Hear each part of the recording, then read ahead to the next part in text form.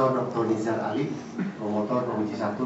Beliau adalah Guru Besar UIN Sunan Kalijaga, duduk nomor 1 sebelah kanan ketua. Profesor Dr. Awad Khairi, promotor penguji 2. Beliau adalah Guru Besar UIN Sunan Kalijaga, duduk nomor 2 sebelah kanan ketua. Profesor Dr. Fauzan Naib MA, penguji 3. Beliau adalah Guru Besar UIN Sunan Kalijaga, duduk nomor 3 sebelah kanan ketua. Profesor Dr. Syahrudin Qayyumi, penguji 4. Beliau adalah Guru Besar UIN Sunan Kalijaga, duduk nomor 2 sebelah kiri ketua. Dr. Haji Sukamto MA, penguji 5. Beliau adalah dosen UIN Sunan Kalijaga, duduk nomor 3 sebelah kiri ketua. Profesor Dr. Haji Bergawi Munte, penguji. Beliau adalah Guru Besar UIN Sunan Kalijaga Yogyakarta. Oleh sebab satu dan lain hal berhalangan hadir dan telah mengirimkan penilaian. Ketua didampingi Sekretaris Dr. Abdullah Ibrahim. Belum ujian dilanjutkan, saudara dipersilakan terlebih dahulu menjelaskan isi pokok disertasi, lain pokok permasalahan, kerangka konseptual, proses dan prosedur penelitian, temuan-temuan hasil penelitian, dan sumbangannya untuk pengembangan keilmuan. Lebih kurang 10 menit. Silakan.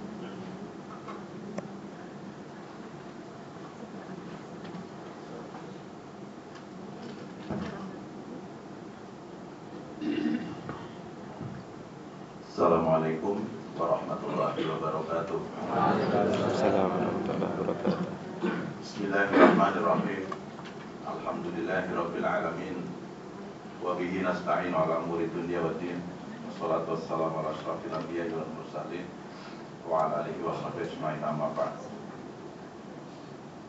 Yang saya hormati Ketua Sidang Profesor Dr. Zuhedi, Sekretaris Sidang Dr. Waliono, promotor penguji 1 Prof. Nizar, promotor penguji 2 Prof. Alwan, para penguji Prof. Syihabuddin, Prof. Fauzan, dan Dr. Sukamto, Rektor Yayan Purwokerto, Wakil Rektor, dan keluarga besar Yayan Purwokerto seluruhnya yang saya hormati, saya banggakan. Dari Pemkab Purbalingga dan staf ahli Bupati Purbalingga Pak Jarod yang saya hormati, para hadirin sekalian, juga keluarga saya, istri, ibu, dan anak saya yang ikut ke sini. Bismillahirrahmanirrahim. Pada kesempatan hari ini saya merasa sangat bersyukur karena ini momen 7 tahun. Sudah tahun ke-7 saya di program S3, dan alhamdulillah hari ini saya berdiri di sini dan akan menyampaikan beberapa pokok permasalahan terkait disertasi saya yang berjudul Turos dalam Pandangan Zaki Najib Mahmud. Yang pertama, dengan dilatar belakangi oleh beberapa hal, yaitu bahwa Islam sebagai sebuah agama dan juga umat Islam pada realitas pernah jaya. Islam pernah jaya di dalam tataran sejarah begitu. Cuman realitas sekarang kemudian memperlihatkan satu kondisi di mana umat Islam pada umumnya tertinggal. Hal ini kemudian menimbulkan sebuah tanda tanya besar, karena di satu sisi ada janji Tuhan untuk khairah ummah, tapi di sisi lain ada realitas yang berbanding terbalik dengan janji tersebut. Maka muncullah sebuah pertanyaan pakem, lima data akharat muslimun wa taqaddama ghairuhum.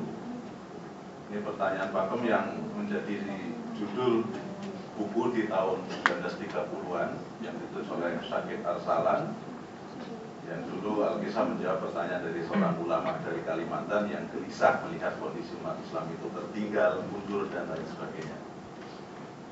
Nah, pertanyaan ini kemudian memacu, mendorong para pakar, para mufakir, para tokoh untuk mencari, menganalisa apa sebetulnya yang terjadi dan pada saatnya mencari solusi.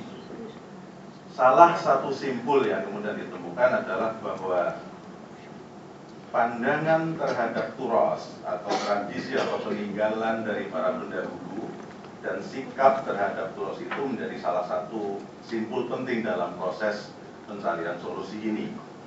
Nah, tokoh yang saya kaji, Zaki Najib Mahmud, diantaranya adalah punya concern terhadap hal tersebut.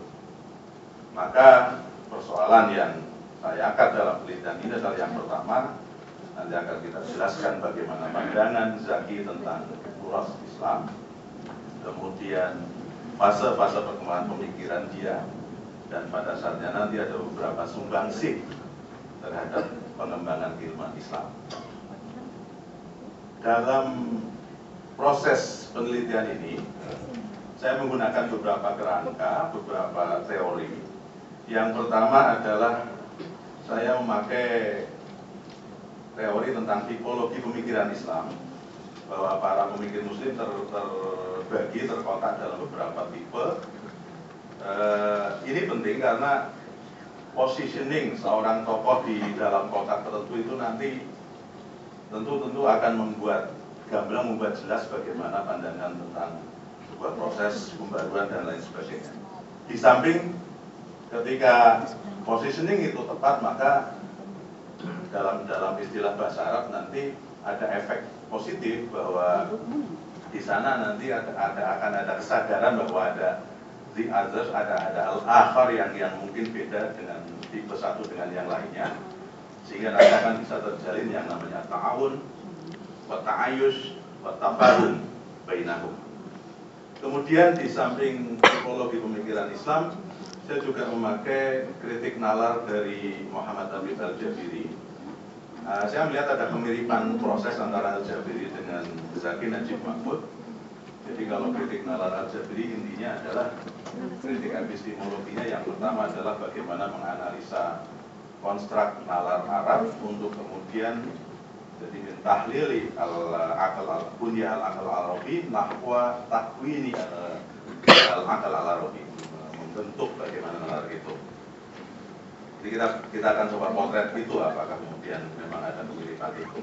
Kemudian di samping itu juga ketika bicara tentang perkembangan pemikiran Zaki, ada teori perubahan sosial yang saya lihat di sana, di mana salah satu teori perubahan sosial atau evolutif, dan Zaki memakai teori itu. Jadi dia merubah sesuatu tapi dengan perubahan yang bertahap, pendekatannya juga pendekatan yang asertif, dialogis, ya tidak. Nah ini yang nanti menurut banyak sekali sebetulnya, karena Zaki dianggap kalau dalam bahasa anak muda mungkin cemen atau apa itu nanti. Ini teori dan juga proses dialog yang kemudian saya coba sampaikan di sini. Kemudian dari proses ini ada beberapa temuan. Yang pertama adalah Zaki menelurkan ide tentang turos. Dia membagi bahwa turos pemikiran Islam itu ada dua kelompok besar, ada al-ma'qul wal la ma'qul.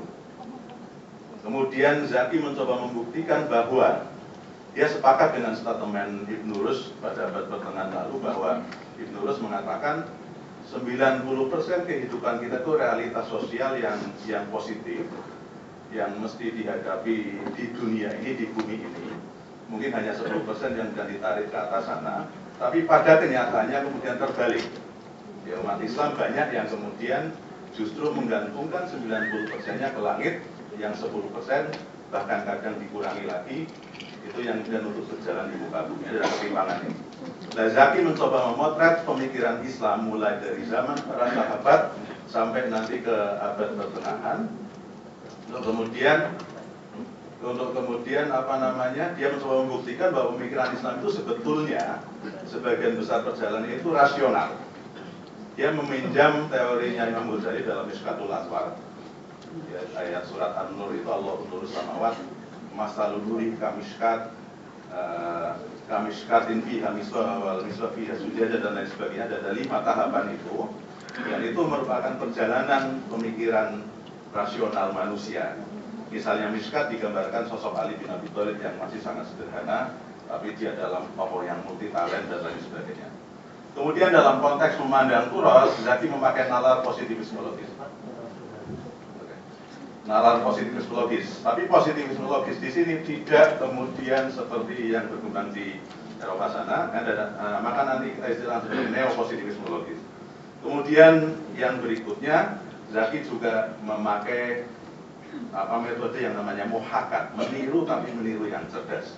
Kemudian yang berikutnya fase-fase yang dilewati oleh Zaki dalam pemikirannya ada tadayun al-khalis, al-aql al-khalis, kemudian tadayun al-mustanir binuril aql. Ada 3 tahapan ini.